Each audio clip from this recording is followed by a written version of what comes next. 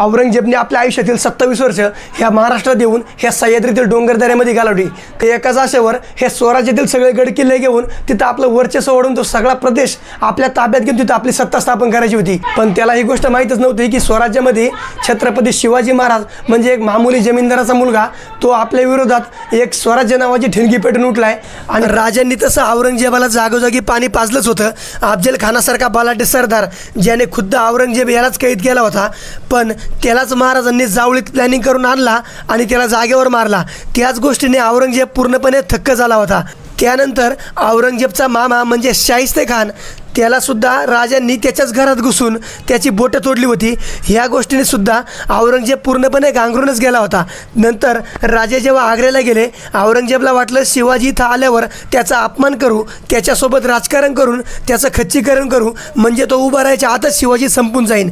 पण राजांनी औरंगजेबला त्याची जागा दाखवून दिली। तिथंच औरंगजेब पूर्णपणे घाबरून गेला होता, कारण राजे ज्यावेळेस दरबारात आले तेव्हा औरंगजेब याने आपल्या बाजूला कडेकोट पहारा लावून ठेवला होता। त्याला भीती होती की शिवाजीने जशी आपल्या मामाची बोटे छाटली, जसा अफजल खानाला मारला तशी आपली अवस्था केली तर, त्यामुळे तो जरा दचकूनच होता।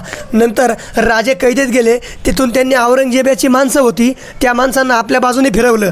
जी माणसं म्हणायची शिवाजीला मारा, शिवाजी हा शैतान आहे, तो भूत आहे, तो हरामी आहे, त्याला मारून टाका, तीच माणसं शिवाजी महाराजांनी आपल्या बाजूने फिरवली। आणि ती माणसं नंतर औरंगजेबाला म्हणायला लागली का शिवाजी एवढा चांगला माणूस आहे आणि हा औरंगजेब बादशाह येडा झालाय का, हा कशाला त्याला महाराजा पाठी पडलाय। आणि महाराज जेव्हा आग्र्यातून सुटले त्यावेळी औरंगजेब हा पूर्णपणे घाबरून गेला होता। तो 4 दिवस जेवला सुद्धा नव्हता आणि 4 दिवस तो झोपला सुद्धा नव्हता। तो आपल्या खोलीमध्ये जायचा, पण त्या खोलीच्या बाहेर त्याने 1000-2000 माणसं असे पारेकरी उभे करून ठेवले होते, कारण त्याला भीती होती शिवाजी आपल्या शहरामध्ये लपून बसला असेल आणि तो रात्रीचा अपरात्रीचा कधी पण येऊन त्याने आपल्याबरोबरच दगा केला तर। असं सभासद बकरीमध्ये पण लिहिलं की छत्रपती शिवाजी महाराजांना घाबरून औरंगजेबाने 1000-2000 माणसं आपल्या वाड्याच्या बाहेर लावून ठेवली होती आणि 4 दिवस तो जेवला सुद्धा नव्हता आणि 4 दिवस तो झोपला सुद्धा नव्हता। ज्या वेळेस औरंगजेब हा मरणाच्या दारात उभा होता त्यावेळेस त्याला समजलं की आपण सह्याद्री आणि हे स्वराज्य जिंकू शकत नाही, कारण शिवाजीराजाने आपल्या विरोधात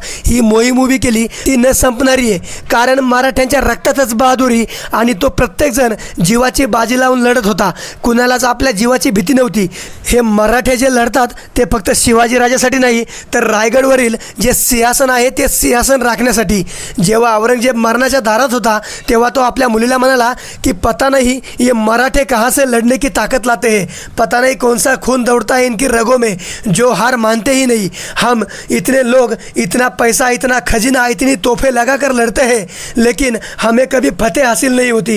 ये सोचने वाली बात है, पैसा देके भी कोई बिकता नहीं। इन पहाड़ों में आने के बाद हमें इन मराठों को मिलने के बाद पता चला ईमानदारी और वफादारी क्या होती है। वो संबा अपने बाप के खातिर अपनी जान गंवा बैठा और हमारे शहजादे मराठों के साथ मिलकर हमारा तख्त हासिल करने के लिए निकले थे। इतनी ताकत इनमें आती कहाँ से है? संबा जैसा कोई हमारा भी बेटा होता तो हम भी पूरी दुनिया पे राज करते।